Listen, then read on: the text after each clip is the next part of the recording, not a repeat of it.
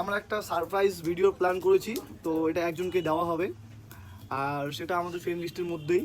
তো এদিকে হ্যাঁ বল আমার না থাকে, বল বল আমার কেউ না। আমার ভাবলাম আমি একটা করবি গিফট করবি গিফট করবো। হ্যাঁ ও যদিও এখন কলকাতায় আছে, তাই ঠিক আছে, হ্যাঁ সত্যি।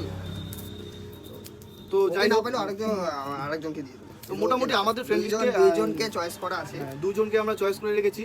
দুইজনের তো মধ্যে একজনকে দিব। যার ভাগ্যে থাকবে সে অবশ্যই পাবে। তো চলো দেখা যার সাথে আগে দেখা হবে হ্যাঁ, হ্যাঁ। তাকে দিব। মোটামুটি 3-4 দিনের মধ্যে দেখা হবে যার সাথে আগে, তো তাকেই দেওয়া হবে। তো চলো প্যাকেটিংটা দেখাচ্ছি তোমাদের কীভাবে প্যাকেটিং করতেছি। ভিতরে আছে গিফটটা দেখানো যাবে না। গিফটটা, তো এটা তো সারপ্রাইজই হবে। তো তোমরা গেস করো কি থাকতে পারে, কমেন্টে সবাই জানাও। আর গিফটটা আমরা রিভিল করব না, যদি তোমরা কমেন্টে জানতে চাও জিনিসটা কি তাহলে কমেন্ট করো। কি ছিল সেটাও দেখাবো আর কাকে দিচ্ছি সেটাও দেখাবো, তো চলো কমেন্ট করো।